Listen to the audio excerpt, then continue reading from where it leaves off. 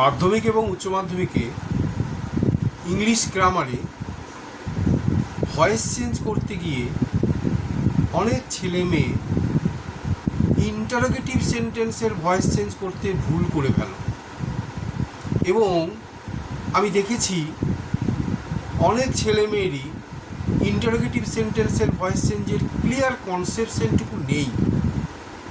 তারা দীর্ঘদিন voice change করছে, কিন্তু ইন্টারোগেটিভ ভয়েস চেঞ্জ করতে গিয়ে ইন্টারোগেটিভ সেন্টেন্সে তারা গুলিয়ে ফেলে এবং ভুল করে ফেলে। কিন্তু একটি সহজ সূত্র, 3টি স্টেপ যদি মনে রাখো, তাহলে আর কোনোদিনই তোমাদের এই ইন্টারোগেটিভ সেন্টেন্সের ভয়েস চেঞ্জ করতে ভুল হবে না। কেমন, আমি একটি উদাহরণ দিয়ে বোঝাই। When did you make this kite? এটি একটি বাক্য। When did you make this kite? জিজ্ঞাসা চিহ্ন। এটি একটি ইন্টারোগেটিভ সেন্টেন্স। এই বাক্যটিকে আমরা ভয়েস চেঞ্জ করব। এই বাক্যে ভয়েস চেঞ্জের যে স্টেপগুলি, ফার্স্ট স্টেপ তুমি পাশে লিখবে। প্রশ্নের উত্তর করার আগে আমরা যেমন রাফ করি অঙ্কের ক্ষেত্রে, অবশ্যই পাশে একটি রাফ করবে। When, এটা কি WH ওয়ার্ড, এটা এখন লিখব না, পাশে। Did you, আমরা প্রথমে সাবজেক্ট ইউ খুঁজে বার করবো, কি সাবজেক্ট কোনটা, ইউ। তাহলে ফার্স্ট স্টেপে একটি বাক্য লিখব। সেই বাক্যের কি হবে, ফার্স্ট স্টেপে সাবজেক্টটা লিখলাম ইউ। তারপর কি আমরা ভার্বটাকে লিখব। এখানে কি এখন ভার্ব কোনটা, ডিড মেক। ডিড মেকটা কোন tense, past tense. Did make past tense, মানে মেকের পাস্ট টেন্স কি, মেড। মেকের পাস্ট টেন্স কি, মেড। তাহলে ডিড মেকটা কোয়েশ্চেনের ক্ষেত্রে ডিড মেক, কিন্তু পাস্ট টেন্সে হলে কি হয়, মেড। তাহলে ইউ মেড। তারপরে অবজেক্ট কি আছে, দিস ডল, DOLL। বাক্যটা কি ছিল, when did you make this doll?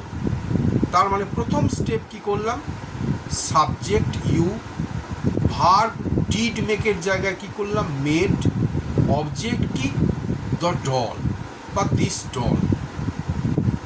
এটা সিম্পল সেন্টেন্স। অ্যাসার্টিভ সেন্টেন্স আমরা এটাকে আগে ন্যারেশন করব সেকেন্ড স্টেপ। ফার্স্ট স্টেপে বাক্যটা লিখেছি, খাতায় লিখতে হবে, মনে মনে করতে গেলে ভুল হয়ে যাবে শেখার ক্ষেত্রে। এটাকে ভয়েস চেঞ্জ করতে গেলে আমরা কি করব, ইউ এর তলায় দাগ সাবজেক্ট এস, মেড তলায় দাগ ভার্ব, দিস ডলের তলায় দাগ অবজেক্ট ও। এইবার 2 নম্বর স্টেপ কি হলো, নিচে লিখব অবজেক্টটা সাবজেক্ট হবে দিস ডল, ভয়েস চেঞ্জের সাধারণ নিয়ম। এবার পাস্ট টেন্স আছে, কি হবে, was made by you. This doll was made by you. এইবার কি হবে, দ্বিতীয় বাক্যটা আমরা এটা ভয়েস চেঞ্জ করলাম।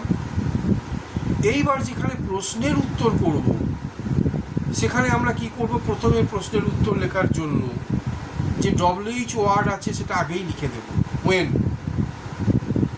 when লিখেছি। তারপরে কি লিখব, এই যে উত্তরটি করেছি এটি নয়, এর একটু পরিবর্তন হবে। কি উত্তরটা করেছি, this doll was made by you.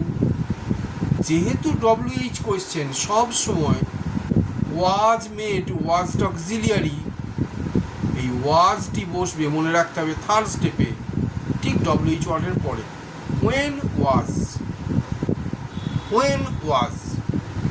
WH word, তারপর auxiliary, WH word plus auxiliary. যখনই WH ওয়ার্ড ইন্টারোগেটিভ সেন্টেন্স করব, আমরা যখন উত্তর করব, WH ওয়ার্ডটা যা ছিল বসে যাবে, তারপর অক্সিলিয়ারি ভাবটা আসবে। when was এরপরে উত্তর যেটা লিখেছিলাম বাকিটা লিখে দেবে। তোমরা উত্তর করেছিলে দ্বিতীয় বাক্যে কি, this doll was made by you, hello when was, এবার কি হবে, this doll made by you, ওয়াজটা কিন্তু আগে বসে গেছে। এবং অবশ্যই জিজ্ঞাসা চিহ্ন, আমরা ভয়েস চেঞ্জ করার সময় দেখেছি অনেকে জিজ্ঞাসা চিহ্ন করো না, জিজ্ঞাসা চিহ্ন দিতে হবে, নাহলে নম্বর পাবে না। ন্যারেশন চেঞ্জে কিন্তু অনেকে দেখেছি প্রশ্নবোধক বাক্য, তখন কিন্তু ন্যারেশন চেঞ্জের পরও প্রশ্নবোধক বাক্য জিজ্ঞাসা চিহ্ন রেখে দাও, সেখানে নম্বর পাবে না, সেখানে কিন্তু ফুল স্টপ করতে হবে।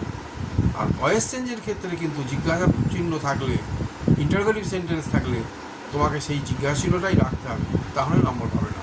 ভয়েস চেঞ্জ আর ন্যারেশনের মধ্যে পার্থক্য, ন্যারেশনে ইন্টারোগেটিভ সেন্টেন্স থাকলে সেখানে কিন্তু তোমার ফুল স্টপ দিয়ে অ্যাফার্মেটিভে আনতে হবে, অ্যাসার্টিভ সেন্টেন্সে আনতে হবে।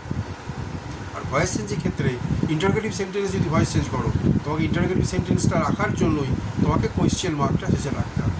তাহলে আমরা কি স্টেপগুলো দেখলাম, প্রথমে হোয়েন, তারপর অক্সিলারি, হোয়েন ওয়াজ, তারপর subject this doll made by you.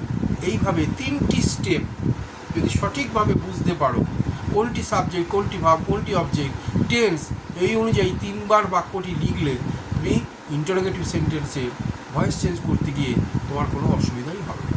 এইভাবে শিখবে, তাহলেই ভুল হবে না। আর তুমি যদি একবারে করতে চাও, ম্যাক্সিমাম ক্ষেত্রে ছেলেরা ভুল করে, হয় সাবজেক্টের ভুল করে, নয় অক্সিলারি পজিশন ভুল করে, নয় ভার্বের ভুল করে, এবং যে কোনো একটু ভুল হলেই কিন্তু সম্পূর্ণ শূন্য পাবে। এইটা যাতে না হয় তার জন্য এই স্টেপগুলি মেনটেন করো। স্টেপগুলি মেনটেন করলে ইন্টারোগেটিভ সেন্টেন্সের ভয়েস চেঞ্জ করতে গিয়ে তোমাদের অসুবিধা হবে না, সঠিক উত্তরটি